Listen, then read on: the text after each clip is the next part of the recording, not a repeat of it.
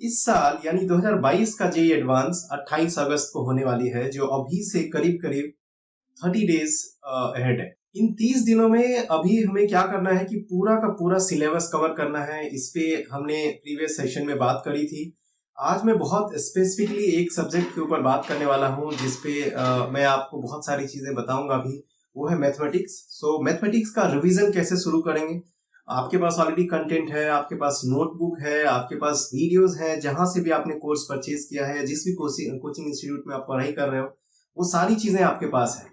बस मैं इतना बताने वाला हूं कि आप उन सब चीजों को कैसे यूटिलाइज करके आप इन दिनों में जो आपके पास 25 टू 30 डेज अभी बचा हुआ है, उनमें आप कैसे रिवीजन करेंगे।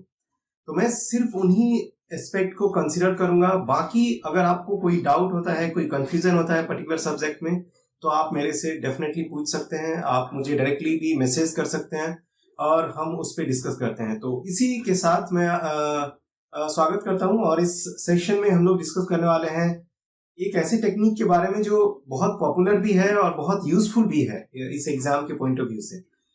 जब हम प्रॉब्लम को देखते हैं जनरली, जब भी जेईई एडवांस में हो या जो आपका प्रीवियस ईयर के क्वेश्चंस हैं या फिर जो आप टेस्ट दे रहे हो उनमें क्वेश्चंस आ रहे हैं, उन्हें जब आप क्वेश्चंस को देखते हैं तो उनके 3 एस्पेक्ट होते हैं। उन्हीं 3 एस्पेक्ट को कंसिडर करके हम उसको सॉल्व करते हैं। क्या है कि इनहेरेंटली हम क्वेश्चन जब हमें मिलता है तो हम उसको सॉल्व तो करते ही हैं। हम ये नहीं सोचते हैं कि इसमें कौन सा टेक्निक लग रहा है, हम डायरेक्टली जो तरीका होता है वो सॉल्व करते हैं। आज मैं उसका एक थोड़ा सा टेक्निकल पार्ट डिस्कस करूंगा, जिसमें आपको ये समझ में आएगा कि क्वेश्चन को जब हम अटेम्प्ट करते हैं तो उनमें क्या क्या चीजें हमें ध्यान रखना पड़ता है। वो उस टेक्निक का नाम है 2W1H टेक्निक। सो बहुत बहुत फेमस है। बस मैं इसको एक फॉर्मुलेट कर दे रहा हूँ। वो है what is given, what is being asked and how you are going to achieve that question answer. जो भी आंसर आपको मिलना है वो आप कैसे पहुंचोगे।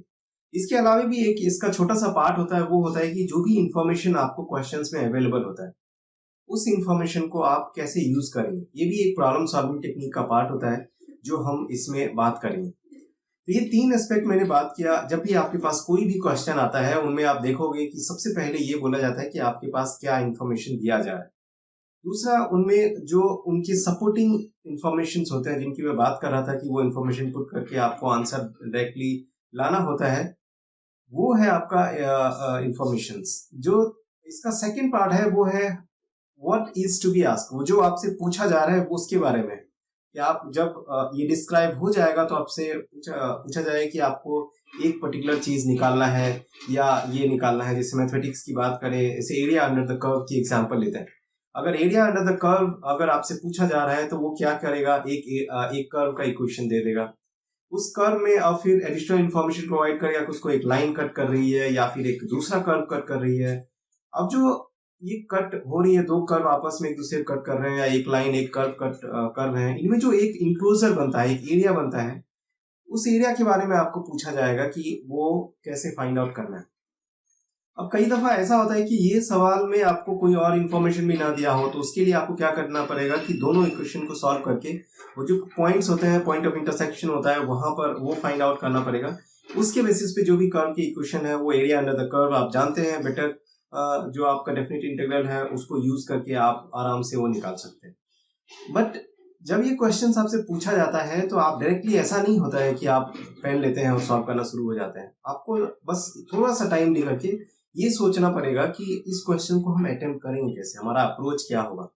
थोड़ा सा टाइम दीजिए उसमें। आप जैसे आपको एरिया अंडर द कर्व आ गया, अब आप लगा के सॉल्व करना शुरू कर दिए विदाउट इवन नोइंग कि क्या क्या चीजें हम कर सकते हैं। इससे पहला चीज आपको ये फाइंड आउट करना है कि उसमें पॉइंट्स दिया हुआ है नहीं है। अगर नहीं दिया हुआ है तो उसको निकालना है सबसे पहली चीज। या डायरेक्टली ऐसा नहीं करना है कि हम पूरा एरिया अंडर द कर्व का इक्वेशन लिख देंगे और उसको सॉल्व करने बैठ जाएंगे। वो आपके लिए काफी बार ट्रिकी होता है। तो सबसे जरूरी है कि जब आप क्वेश्चन सॉल्व करते हैं तो उनमें ये भी ध्यान रखना जरूरी है कि आप उसको कैसे सॉल्व करने वाले हैं, आपका अप्रोच क्या रहने वाला है। ये बहुत इंपॉर्टेंट चीज है। तो इन टेक्निक का यूज करके आप कोई भी क्वेश्चन अटेम्प्ट कर सकते हैं और इसमें आपको कोई डिफिकल्टी नहीं होगी। अभी आप प्रैक्टिस कर रहे हैं तो मैं रिकमेंड करता हूं कि आप कम से कम एक मॉक टेस्ट दे सकते हैं अभी फिलहाल शुरू के 15 दिनों में। क्योंकि उससे क्या होगा कि आपको जो वीक पॉइंट्स है, जो आपके कॉन्सेप्ट्स जहां पर थोड़े ढीले ढाले हैं, आप उनको रिवाइज कर पाएंगे। वो सिर्फ मॉक टेस्ट के थ्रू होगा। जब आप नोट्स बुक उल्टाते हैं तो हमारी जनरल टेंडेंसी ये होती है कि आप नोटबुक्स पढ़ते जाते हैं, उनमें जो एग्जाम्पल कराया हुआ है वो आपको बहुत आसानी से समझ में आ जाता है कि अच्छा ये किया हुआ। बट जो आप प्रीवियस ईयर क्वेश्चंस उठा रहे हो तो वो आपसे बनता नहीं है। आपको लगता है कि पता नहीं, मतलब मुझे आता नहीं है या फिर मुझे समझ में नहीं आ रहा है, आप कंफ्यूज हो जाते हो। ये सब चीजें बिल्कुल नहीं करना है, इसको आप स्टेप बाय स्टेप करो। सबसे पहले जो मैंने आपको एक सेशन में बताया था कि आपको फोकस रिवीजन टेक्निक के थ्रू आपको ये टाइम का यूटिलाइज करना है।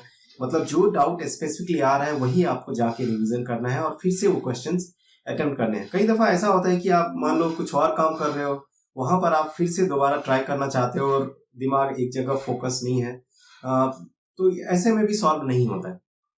इसके अलावा और भी कई चीजें होती है कि जैसे कई दफा आप लगातार 10-10, 5-5 घंटे, 4-4 घंटे बैठे हुए सॉल्व कर रहे हो। उस समय मैथ ऐसी चीज है जितना आपका दिमाग फ्रेश होगा उतना आप आसानी से सॉल्व कर पाओगे, है ना। ऐसा नहीं हुआ कि आप दिन भर बुक लेके बैठे हुए हो और फिर एकदम होता है कि आप परेशान हो गए, आप थोड़ा सा विचलित हो गए चीजों को देखते हुए कि आपसे सॉल्व नहीं हो रहा है, आप डिमोटिवेट हो रहे हैं। उसके लिए क्या करना है, आपको थोड़ा सा एक ब्रेक ले लेना है, 10 मिनट 20 मिनट कुछ आप बाहर चली जाइए, कोई गाने सुन लीजिए, जो भी करना है उस 10-15 मिनट में करिए। उसके बाद फिर वापस आइए, फिर से अटेम्प्ट करिए, आपका आसानी से हो जाएगा। दूसरा, नंबर ऑफ आवर्स पे मैं कभी कमेंट नहीं करता। जब मैं तैयारी करता था उस समय मुझे नंबर ऑफ आवर्स मैटर नहीं करते थे। सिंपल सा लॉजिक है, आपको जो कवर करना है वो आपको आज पता होता है कि अगर जैसे मान लो 1 महीना बचा हुआ है समय और आपके पास 90 चैप्टर है और आई नो कि 90 चैप्टर का रिवीजन नहीं करना होता है, बट फिर भी हम कंसिडर करके चलते हैं, तो आपको पता होता है कि एक दिन में आपको कितना स्टडी करना है। उसके बेसिस पे आप टाइम डिवाइड करते हैं और वो मेंटली आपके दिमाग में कहीं ना कहीं रहता है। उसके बेसिस पे ये कहना कि मैं नहीं 16 घंटे पढ़ो, 18 घंटे पढ़ो, ये सब चीजें मैटर नहीं करता। आप फोकस्ड स्टडी करो, 1 घंटे पढ़ो, 3 घंटे पढ़ो, जितना भी सूट करता है आपको, जितना भी आपका आदत रहा है। ऑलरेडी आप या 11th 12th देख चुके हैं, अगर आप 13th में है तो 11 12 13 तीनों आपने देखा हुआ है, तो उनसे आपको कहीं ना कहीं आइडिया लगता है। बट यहाँ आपको फोकस करना है कि आपको ज्यादा से ज्यादा नॉलेज गेन करना है, ज्यादा से ज्यादा कॉन्सेप्ट को माइंड में लाना है। उसके लिए आपको क्या करना पड़ेगा, प्रैक्टिस करना पड़ेगा। आप इस टेक्निक का यूज करके प्रैक्टिस कर सकते हैं। अगर फिर भी नहीं होता है तो हम अगर कोई डाउट है तो आप अपने टीचर से पूछ सकते हैं या फिर डायरेक्टली आप मुझे कमेंट सेक्शन में बोल सकते हैं। मिलते हैं अगले वीडियो में जहां पर और भी चीजों के बारे में बात करूंगा। ये छोटी सी बात थी जो मुझे बतानी थी, तो इसके लिए मैंने ये आपके लिए एक सेशन बना दिया। आप मुझसे डायरेक्टली भी कनेक्ट हो सकते हैं मेरे चैनल के थ्रू। मिलते हैं वहां पर। Thank you so much. और आप इस वीडियो को शेयर भी कर सकते हैं, चैनल को सब्सक्राइब भी कर सकते हैं अगर आपको लगता है कुछ फायदा होने वाला है। इसमें मैं कोर्स वगैरह भी डालने वाला हूँ। काफी सारे लोग जो मेरे कनेक्टेड हैं, जो रिलेटिव्स हैं मेरे, उनका रिक्वेस्ट था कि मैं मैथमेटिक्स पढ़ाऊं। मैंने पहले पढ़ाया हुआ है काफी सारे प्लेटफॉर्म पे, ऑनलाइन प्लेटफॉर्म, तो उस एक्सपीरियंस को मैं दोबारा से यूज करना चाहता हूँ ताकि आप लोगों को फायदा हो। और जो भी टेक्निक्स मैंने कोटा में तैयारी करते समय यूज किया था वो आज भी बहुत अच्छा यूज होता है और बहुत टाइम सेव होता है। रादर देन कि आप कुछ भी बना रहे हैं, कुछ भी सॉल्व कर रहे हैं, वो हम यहाँ नहीं करने वाले हैं। हम आपको परफेक्ट सटीक जो तरीका होता है वो हम आपको बताएंगे। मिलते हैं अगले वीडियो में, तब तक आप देखते रहिए हमारे अदर वीडियोज इस चैनल पे। Thank you so much.